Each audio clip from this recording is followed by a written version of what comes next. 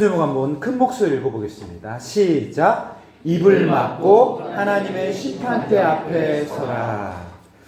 사랑하는 성도 여러분들, 오늘 본문도 죄에 대한 이야기를 합니다. 아이고 목사님, 이제 죄의 사망, 저주 그런 얘기 좀 그만하시고 하나님의 사랑, 하나님의 능력, 치유, 생명, 희망 이런 얘기 좀 해주시면 안 됩니까?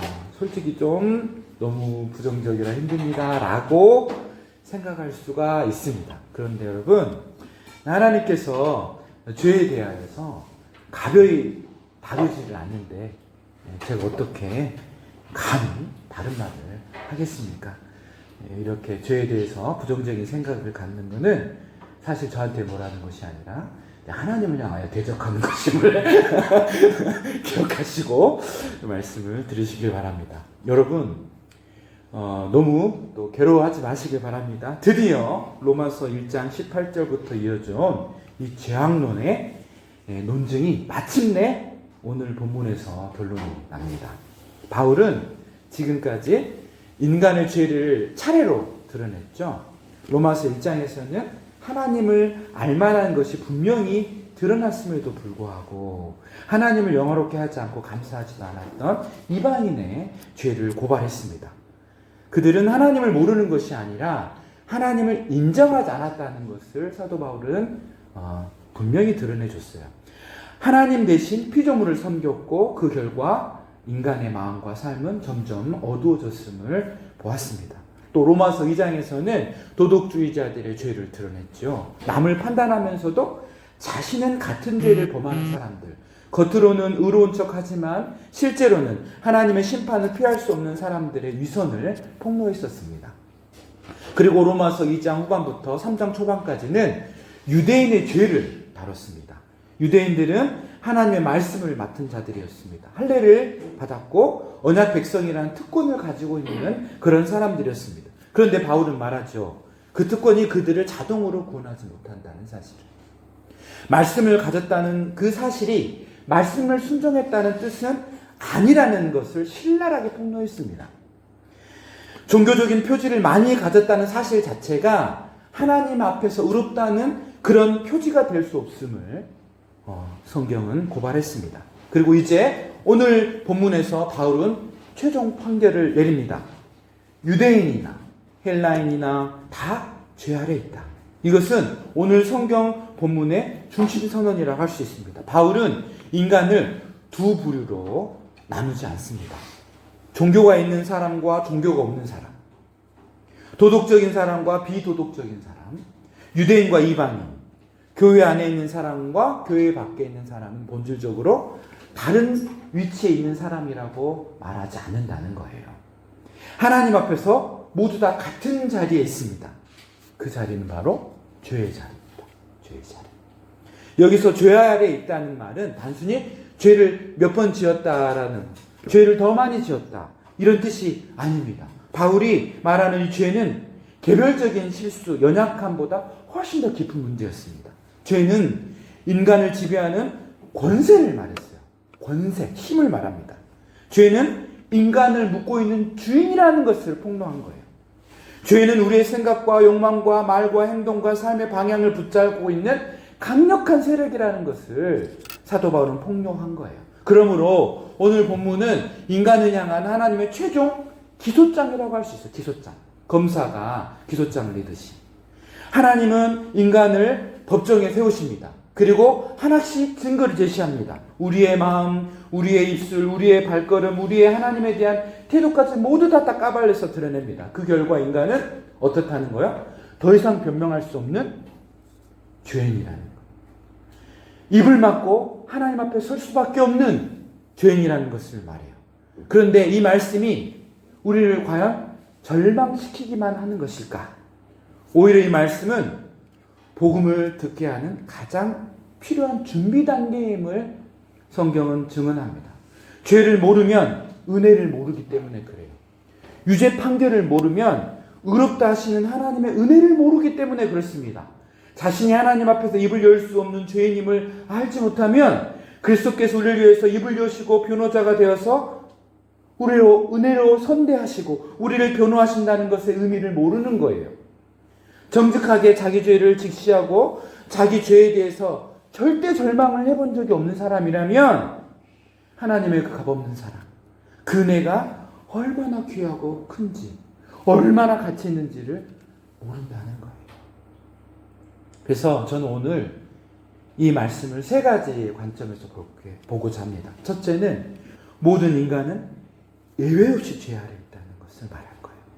또 두 번째로는 죄는 인간의 전 존재를 부패시켰다는 것을 다시 한번 드러낼 것입니다. 마지막으로 율법은 우리의 입을 막고 그리스도께로 몰아서 하나님의 법정 앞에 세운다는 것을 드러낼 거예요. 먼저 이것입니다. 모든 인간은 예외 없이 죄 아래 있다는 거예요. 모든 인간은 예외 없이 죄 아래 있습니다. 로마서 3장 9절 12절 우리 큰 목소리로 한번 읽어보겠습니다. 시작. 그러면 어떠하냐? 우리는 나으냐? 결코 아니라 유대인이나 헬라인이나 다 죄 아래 있다고 우리가 이미 선언하였느니라. 기록된 바 의인은 없나니 하나도 없으며 깨닫는 자도 없고 하나님을 찾는 자도 없고 다 치우쳐 함께 무익하게 되고 선을 행하는 자는 없나니 하나도 없도다. 바울은 9절에서 이렇게 말합니다. 그러면 어떠하냐? 우리는 나으냐? 결코 아니다. 결코 아니다. 유대인이나 헬라인이나 다 죄 아래 있다고 우리가 이미 선언하였다. 우리는 나으냐? 이 질문은 유대인들을 염두에 둔 질문입니다. 유대인에게는 하나님의 말씀이 있었습니다. 율법이 있었죠. 할례가 있었습니다. 성전 그 예배와 언약 그리고 믿음의 여정 그 역사들도 있었어요. 그렇다면 유대인은 이방인보다 본질적으로 더 나은 위치에 있었는가? 바울은 단호하게 대답합니다. 결코 아니다. 물론 유대인의 특권이 아무 의미가 없다는 말은 아니었습니다. 사도 바울이 앞에서 유대인의 특권이 많다고 했던 것을 기억하시죠? 그들에게 하나님의 말씀이 맡겨졌습니다. 그러나 특권은 구원의 보증서가 아니라는 것을 말합니다. 말씀을 맡았다는 것은 책임의 크기가 크다는 뜻이지 자동으로 의롭다고 된다는 것은 아니라는 것을 우리는 말씀을 통해 확인했습니다. 오늘날로 말하면 이렇습니다. 교회를 오래 다녔다고 해서 성경을 많이 안다고 해서 직분을 가졌다고 해서 신앙의 언어가 아주 유창하다고 해도 또 기독교 문화에 익숙하다고 해도 그것이 곧 하나님 앞에서 의롭다는 증거는 아니라고 했어요.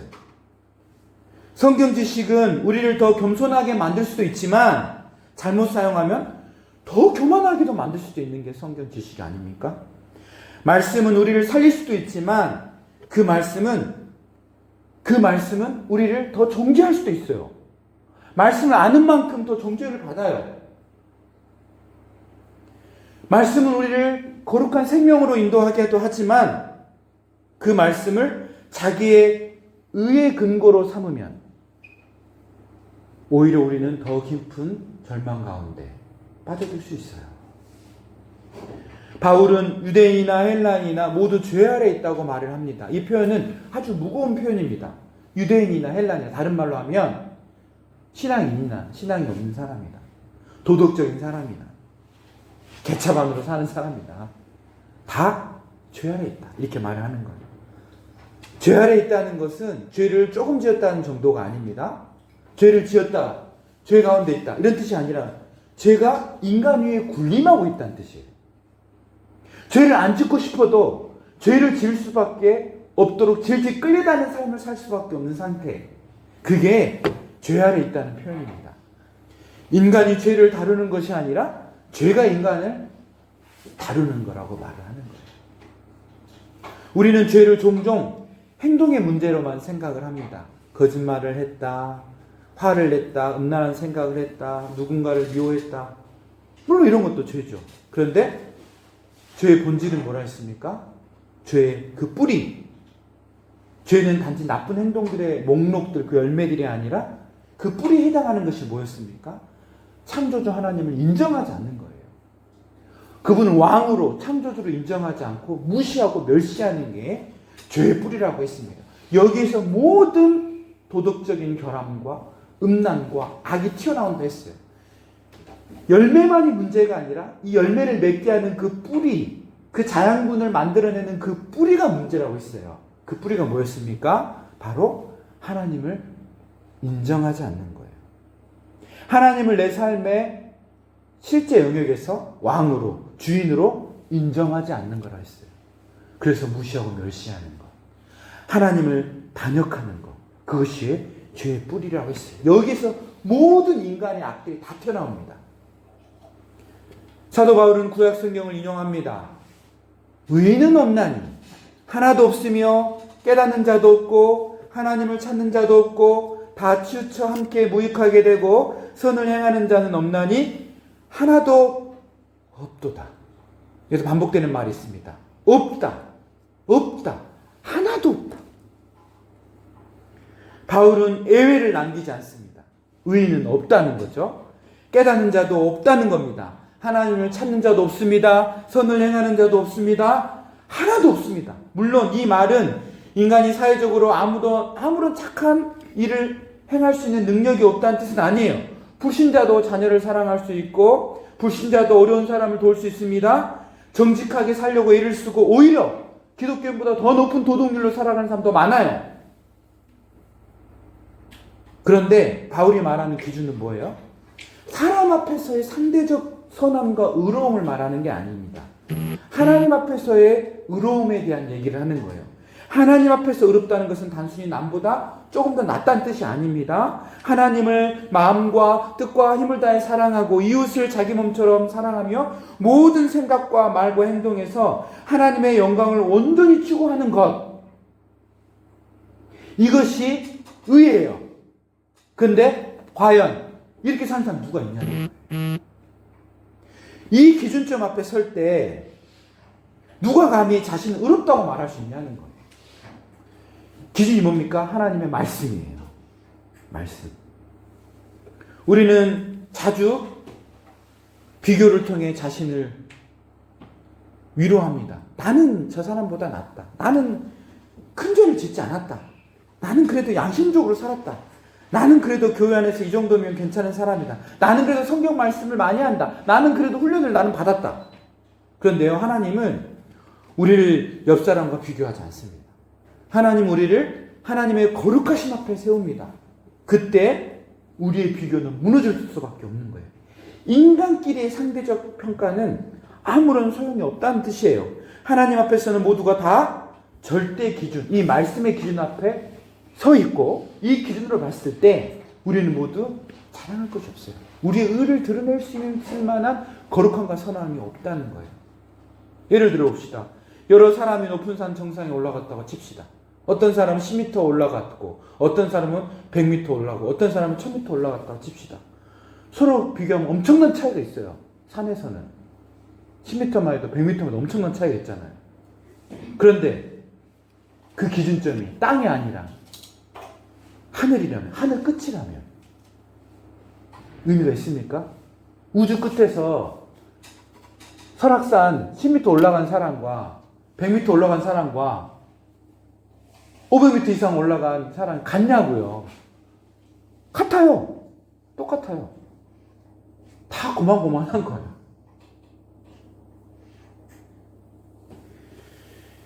너는 죄 아래 있다.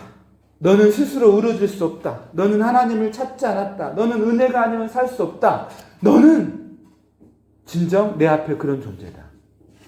이것을 하나님은 무한의 관점에서, 무한이라는 기준점에 볼 때 우리의 의의는 특히 상대적인 거고요. 자기끼리 비교하는 거예요. 근데 하나님 보기에는 무한대로 볼 때 천이든 억이든 뭔 의미가 있어요. 다 똑같은 작은 것을 지나지 않는 거예요. 무한 앞에서는 그렇습니다. 이 진단이 받아질 때 비로소 복음이 복음으로 들리기 시작해요. 자신이 병든 줄을 안 사람에게 의사는 필요가, 자신이 병든 줄을 모르는 사람한테 의사가 필요가 없어요. 의사가 진짜 필요 없죠. 우리 승희 형제 의사지만 저는 승희 형제를 귀하게 여기지 않았어요. 왜냐면 저 안 아프니까 뭐 관심이 없어요. 그러든가 말든가 지가 의사지. 근데 어느 날 제가 야 무슨 좋은 걸 먹어야 이 나이에 좋냐? 이럴 때 되게 눈떡나물면서 목사님 오메가3는 드셔야 됩니다. 그 말 진짜 철석같이 듣고 잘 지키고 있잖아요.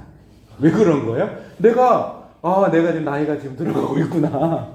그걸 느낄 때 의사는 필요한 거고 내가 병든 걸 알 때 의사가 필요한 거잖아요. 그 전에 관심이 없어요.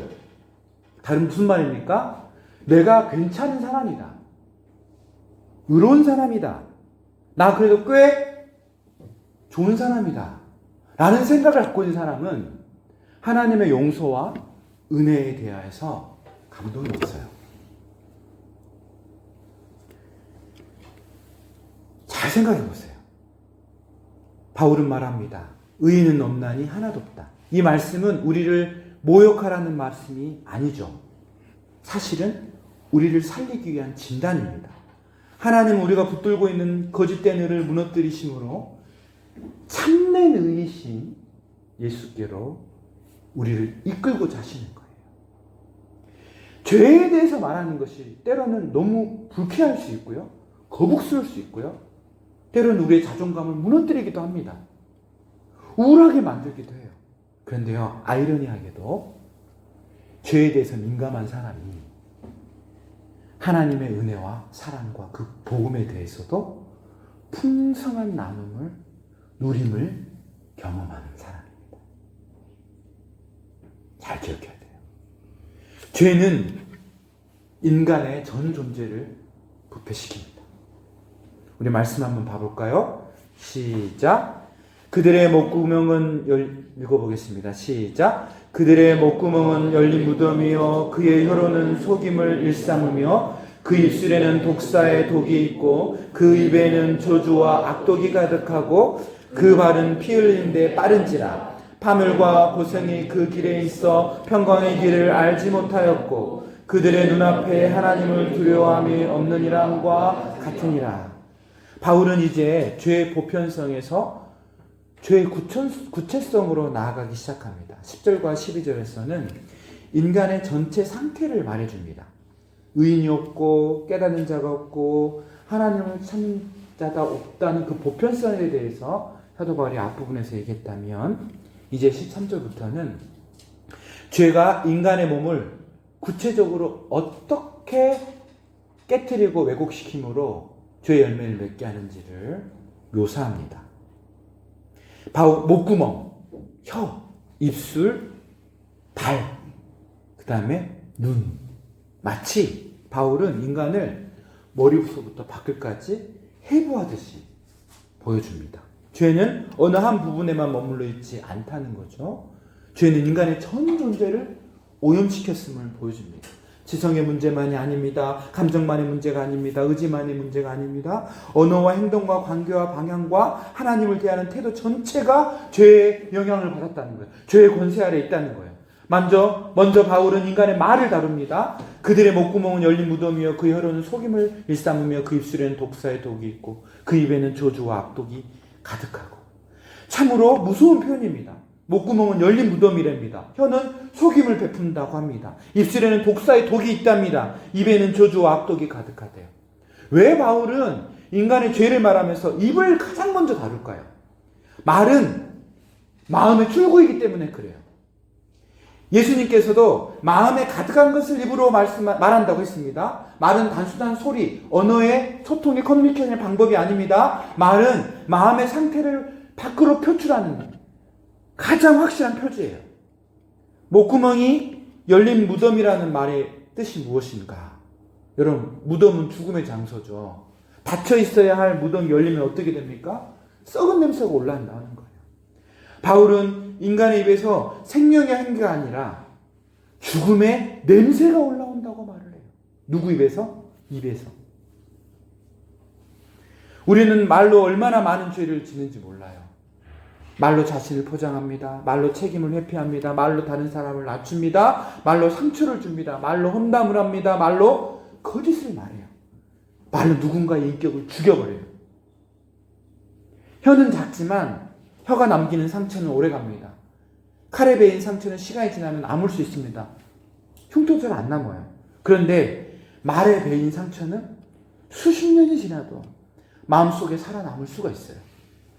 한마디의 조롱, 한마디의 냉소, 한마디의 정죄, 한마디의 비교가 한 사람의 영혼을 오래 병들게 만들 수 있어요. 저도 그런 말 있어요. 유치원 교사를 할 때 그 순하디 순한 그 정직한 아이들이 저한테 했던 말, 이 뚱땡아, 이런 말이 가끔씩 생각이 나요. 진짜 뜬금없이 그냥 생뚱맞게 떠올라서 참 그때 느꼈던 그 모멸감 있잖아요.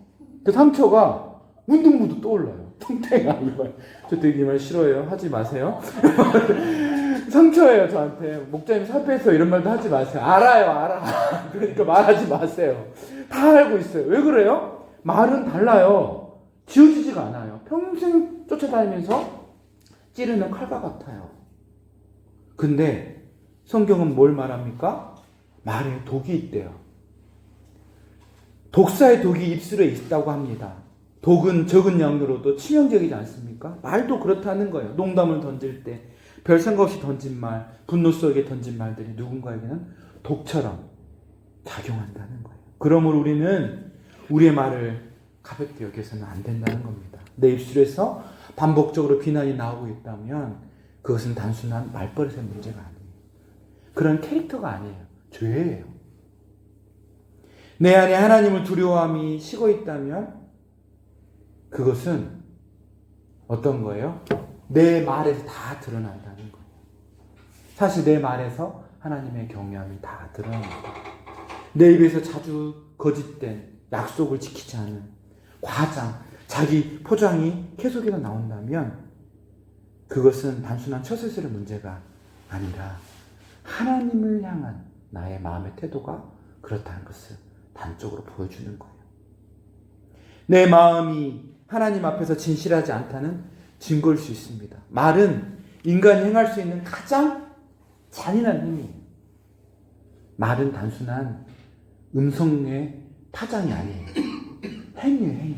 가장 잔인한 행위입니다.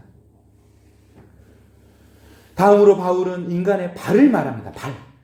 그 발은 피 흘리는 데 빠른지라 파멸과 고생이 그 길에 있어 평강의 길을 알지 못하였고. 죄는 말에서 멈추지 않습니다. 말은 행동이 됩니다. 행동은 길이 됩니다. 길은 인생의 방향이 되죠. 그 발은 피 흘리는 데 빠른다는 이 말은 인간이 폭력과 파괴를 향해서 그 방향으로 달려간다는 뜻이에요. 인간의 역사를 보십시오. 전쟁, 학살, 착취, 억압, 혐오. 이 모든 것들의 반복을 한번 봐보세요. 문명은 발전했지만 인간의 죄성은 사라지지 않았습니다.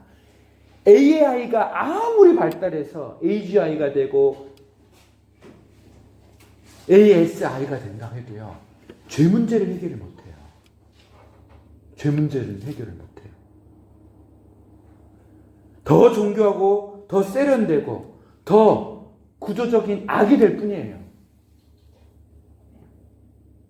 이게 방향의 문제입니다. 인간이 그렇게 죄로 인해서 방향이 죄를 향하고 있다는 거예요. 사도 바울은 또 말합니다. 파멸과 고생이 그 길에 있다. 죄의 길은 처음에는 자유처럼 보입니다. 내 마음대로 사는 것처럼 해방으로 보여요. 하나님 없이 사는 것이 독립적인 것처럼 주체적인 것처럼 보이고 자유로운 것처럼 보여요. 그러나 죄의 길 끝에는 파멸과 고생이 있다는 것을 우리는 기억해야 합니다. 죄는 관계를 무너뜨립니다. 마음을 병들게 합니다. 공동체를 파괴합니다. 양심을 무디게 합니다. 하나님과 관계를 깨트려 버립니다. 바울은 이렇게 말합니다. 평강의 길을 알지 못하였다. 하나님을 떠난 인간은 필연적으로 평강과는 거리가 멀어요. 환난과 공고가 그 인생이 있어요. 자유로워 보이고 되게 우아해 보이고 멋있어 보이지만 결국은 평강과는 상관이 없어요. 뭐 때문입니까? 죄 때문에. 이 모든 죄의 뿌리는 무엇인가? 18절입니다. 그들의 눈앞에 하나님을 두려움이 없느니라. 이것이 죄의 뿌리예요. 말의 부패, 행동의 폭력성, 인생의 방향의 왜곡, 평강의 상실, 이 모든 것의 밑바닥에는 무엇이 있다는 거예요? 하나님을 두려워하지 않는 마음. 다른 말로 하나님을 무시하고 멸시하는 마음이 있다는 거예요. 하나님을 경외하지 않는 마음에서 이 모든 죄들이 다 튀어나온다는 거예요. 한마디로 하나님 없이 살아가는 삶. 그것이 죄된 모습이라는 겁니다. 사랑하는 여러분, 죄의 본질은 무신론적인 삶을 말해요. 입술로는 하나님을 믿는다고 말할 수 있어요. 그러나 실제 삶에서는 하나님을 의식하지 않을 수 있어요. 예배당 안에서는 하나님을 부르지만 말하는 순간에는 하나님을 잊어버릴 수 있어요. 찬양할 때는 하나님을 높이지만 사람들과의 관계 속에서는 하나님이 계시지 않는 것처럼 살아가요. 교회 예배당에 있을 때는 하나님을 찾는 것처럼 보이지만 삶의 현장, 직장에서는 하나님의 이 술린 말씀과는 아무 상관없이 살아가는 사람들이 많아요. 여러분이 무신론자는 아니죠. 근데요, 실존론적인 무신론자는 될 수 있어요. 우리는 유신론자들입니다. 하나님을 믿는 사람들입니다. 그런데 실제 삶에서는 무신론자처럼 살 수 있다는 거예요. 이런 사람을 가리켜서 실존론적 무신론자라고 해요. 오늘 말씀은 우리에게 묻습니다. 당신의 눈앞에는 하나님이 계십니까? 당신이 말할 때 하나님을 의식합니까? 당신이 분노할 때 하나님이 앞에 서 계심을 기억하고 계십니까? 당신이 누군가를 판단할 때 심판주 하나님을 두려워하고 계십니까? 당신이 은밀한 선택을 할 때 하나님이 보고 계심을 믿습니까? 당신이 직장에서, 삶의 현장에서, 학교에서, 공부의 자리에서 삶을 살아갈 때 하나님이 과연 계십니까? 하나님의 말씀이 당신의 선택의 기준입니까? 이 질문을 하는 거예요. 신앙은 단지 하나님에 대해 말하는 것이 아닙니다. 하나님 앞에서 사는 것을 뜻합니다. 이것을 신학자들이 뭐라고 했습니까? 코람데오, 코람데오. 하나님 앞에서, 하나님의 면전에서란 뜻이에요. 참된 경건은 하나님 앞에서 사는 것을 뜻합니다. 그러므로 오늘 우리는 우리의 말을 점검하고, 우리의 발걸음을 점검하고, 그리고 우리의 눈이 어디에 초점 맞춰야 하는지를 점검해야 할 것입니다. 세 번째, 율법은 우리의 입을 막고 그리스도께로 인도한다는 것을 오늘 말씀은 증언합니다. 율법은 우리의 입을 막고 그리스도께로 나아오게 한다는 겁니다. 다시 한번 성경 말씀을 읽어보겠습니다. 시작! 우리가 알거니와 물은 율법이 말하는 바는 율법 아래에 있는 자들에게 말하는 것이니 이는 모든 입을 막고 온 세상으로 하나님의 심판 아래에 있게 하려 함이라. 그러므로 율법의 행위로 그의 앞에 의롭다 하심을 얻을 육체가 없나니 율법으로는 죄를 깨달음이니라. 아멘. 이제 바울은 최종 결론을 내립니다. 우리가 알거니와 무릇 율법이 말하는 바는 율법 아래에 있는 자들에게 말하는 것이니 이는 모든 입을 막고 온 세상으로 하나님의 심판 아래에 있게 하려 함이라. 여기에서 바울은 율법의 목적을 설명합니다. 율법은 무엇을 합니까? 모든 입을 막는다는 거예요. 이것이 하나님의 법정 이미지입니다. 피고인이 재판장 앞에 서 있습니다. 처음에는 변명을 합니다. 저는 그렇게 나쁜 사람이 아닙니다. 사정이 있었습니다. 다른 사람들 다 그렇게 합니다. 그래도 제 의도만큼은 나쁜 의도는 아니었어요. 제가 아무리 막 살았어도 저 사람만큼은 아니었어요. 이렇게 말을 한다는 거예요. 그러나 증거가 하나씩 제시됩니다. 말의 증거가 나옵니다. 행동의 증거가 나옵니다. 마음의 동기가 드러납니다. 하나님 무시하고 멸시했던 삶의 태도가 다 드러난다는 거예요. 마침내 피고인인 우리는 더 이상 말할 수가 없어요. 모든 변명이 무너집니다. 입이 닫힙니다. 이렇게 만드는 게 뭐라는 거예요? 하나님의 율법이라는 거예요. 율법은 뭡니까? 하나님의 말씀이죠. 말씀을 이렇게 만드는 거예요. 율법은 우리에게 자기의 의를 제공하지 않습니다. 율법은 우리의 자기 의를 오히려 무너뜨리는 거예요. 말씀을 더 깨달으면 깨달을수록 어떻게 돼요? 우리가 죄인임을 깨닫게 돼요. 그래서 이 율법은 우리를 구원하는 사다리가 아니라는 겁니다. 율법은 우리가 얼마나 깊이 떨어져 있는지를 보여주는 기준이에요. 하나님부터 얼마나 떨어져 있는 기준점이 되는 거예요. 율법은 병을 고치는 약이 아닙니다. 병을 드러내는 진단서예요.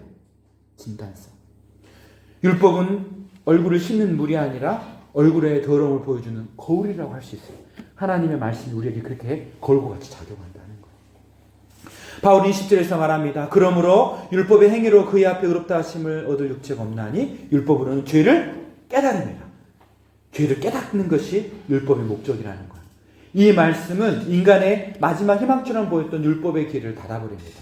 인간은 율법의 행위로서 하나님 앞에서 의롭다 하심 얻을 수가 없는 존재라는 거예요.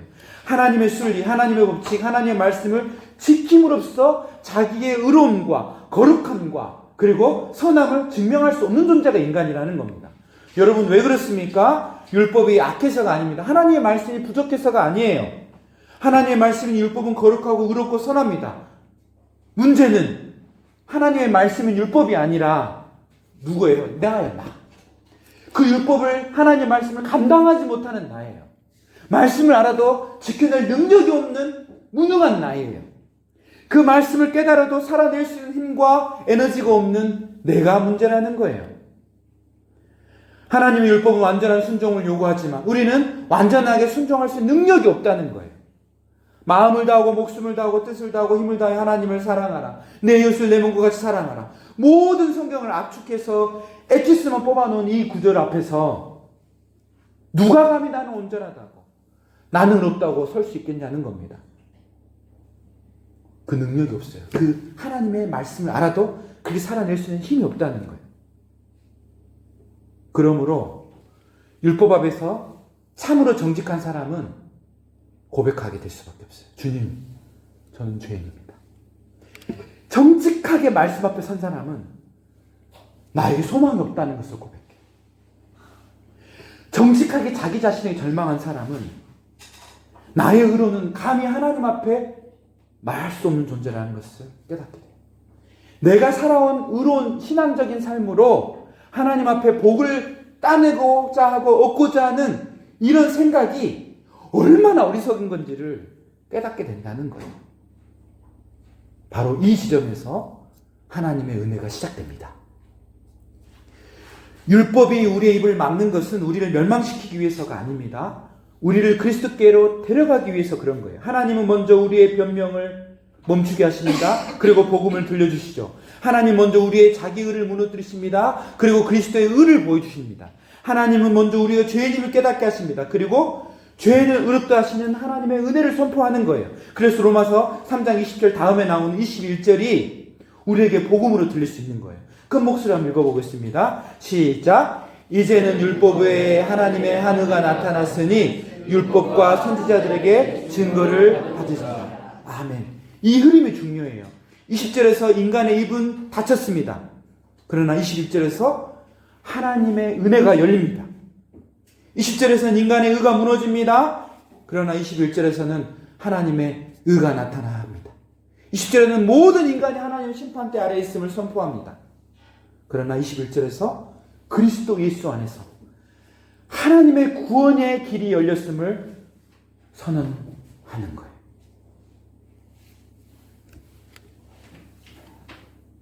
율법 앞에서 우리의 입이 막히는 순간 우리는 십자가 앞으로 옵니다. 아, 나는 나 스스로를 그렇게 만들지 못한다. 그러니까 예수님이 내 죄를 십자가에서 탕감해 주셔야 됩니다. 예수님이 부활하심으로 나에게 의를 주시지 않으면 나는 의로운 존재가 될 수 없구나.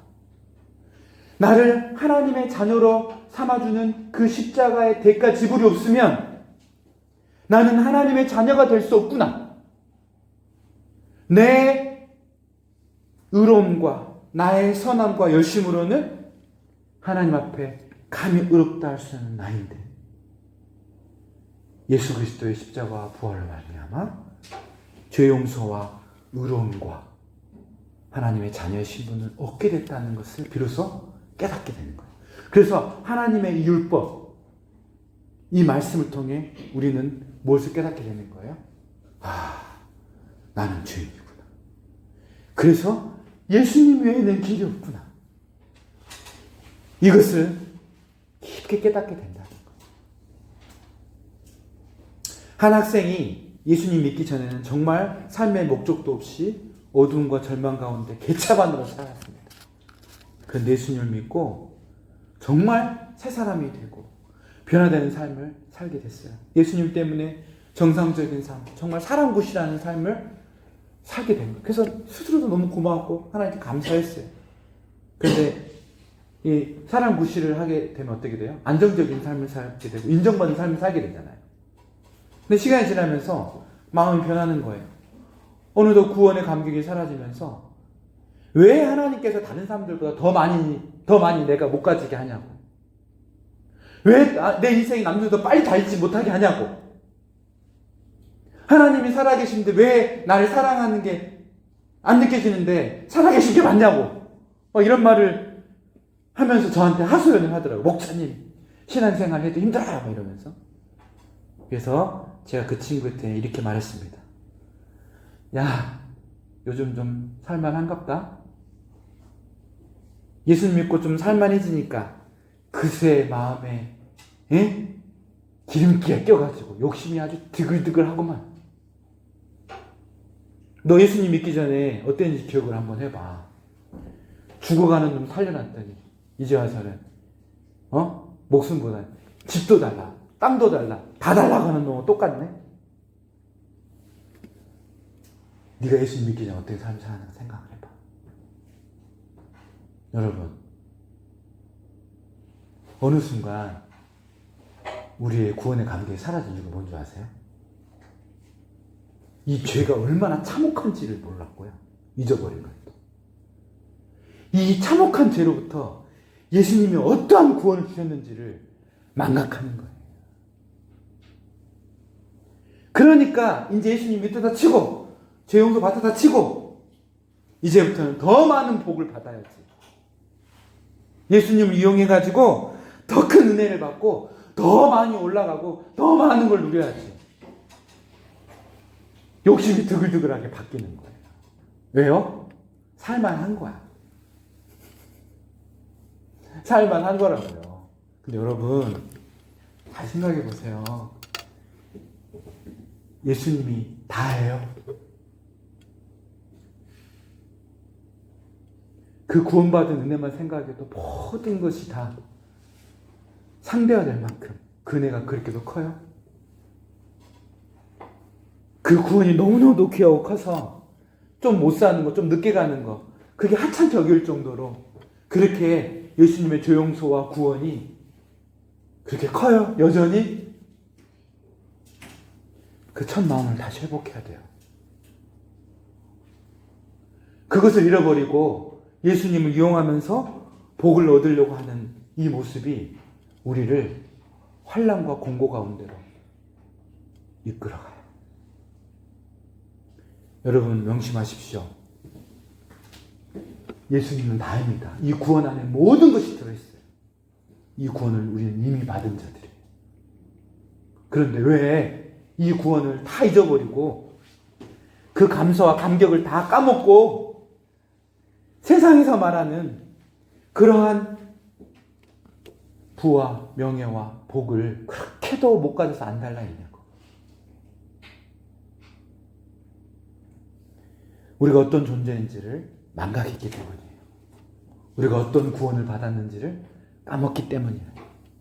우리가 어떤 사랑을 받았는지를 잊어버렸기 때문이에요. 다시 처음의 자리로 돌아가서 이 죄가 얼마나 참혹하고 얼마나 무서운 건지를 확인받아야 돼요. 그리고 이 참혹하고 가혹하고 엄혹한 이 사망의 권세가 얼마나 우리를 병들게 했는지를 깨달았을 때 그에 반해서 하나님이 어떠한 사랑과 구원과 용서와 회복으로 우리를 자녀 삼아 주셨는지를 생각하게 돼야 된다는 겁니다. 그럴 때 우리는 다시금 하나님의 은혜를 누립니다. 다시금 그 생명을 누릴 수 있게 되는 거예요. 명심하십시오. 말씀 앞에 서야 돼요. 그래서 우리가 얼마나 죄인인지를, 뼛속까지 악한 죄인인지를 깨달아야 돼요. 지옥의 불길에 떨어져야 될 하나님의 진노를 받은 존재였음을 기억해야 돼요. 끊임없이 기억해야 됩니다. 그리고 또 끊임없이 기억해야 될 것은 우리를 용서하시고 사랑하신 그 사랑의 크기가 얼마나 큰지를 기억하는 거예요. 자기 자신에 절망하는 사람들이었으면 좋겠습니다. 그리고 오직 하나님의 그 은혜, 예수 십자가와 부활에만 긍정하는 여러분이 되시기를 주님으로 이름으로 축복합니다. 그래서 예수면 다라고 말할 수 있는 여러분이 되시기를 예수님의 이름으로 축복합니다. 아멘. 이 시간 겸손하게 말씀 앞에 서기를 원합니다. 기도하기를 원합니다. 죄를 가벼이 여길 때 은혜도 값싸집니다. 죄의 참혹함을 망각할 때 하나님의 구원의 그 감격도 잊혀집니다. 문제는 우리가 받은 이 구원의 의미를 망각하고 잊어버리는 데에서 모든 삶의 문제가 발생함을 우리가 다시 한번 기억해야 될 것입니다. 우리가 어떤 죄인이었는지, 어떤 악인이었는지, 여전히 죄 가운데 헤어나지 못하는 죄성을 가진 자임을 우리는 깨달아야 합니다. 그리고 과거에 뿐만 아니라 지금, 미래 죄까지도 용서하시는, 그리고 회복케 하시는, 온전케 하시는 그 예수 십자가의 부활의 권능의 구원이 얼마나 크고 위대한지를 깨달아야 할 것입니다. 이 은혜를 경험한 자라는 넉넉하고 충분한 자 아닙니까? 자꾸 다른 것을 보고 자꾸 더 가지 못한 것들에 대해서 원망하고 분노하고 서운해하는 우리의 마음을 시간 내려놓고 예수면 다냐, 그 구원이면 충분하냐라 말할 때 넉넉히 충분합니다. 감사합니다. 오히려 찬양합니다라고 고백하는 그 첫사랑을 우리가 회복했으면 좋겠습니다. 정직한 절망이 우리 안에 있고 구원에 대한 그 감격이 우리 안에 회복되기를 위해서 기도하겠습니다. 기도합시다.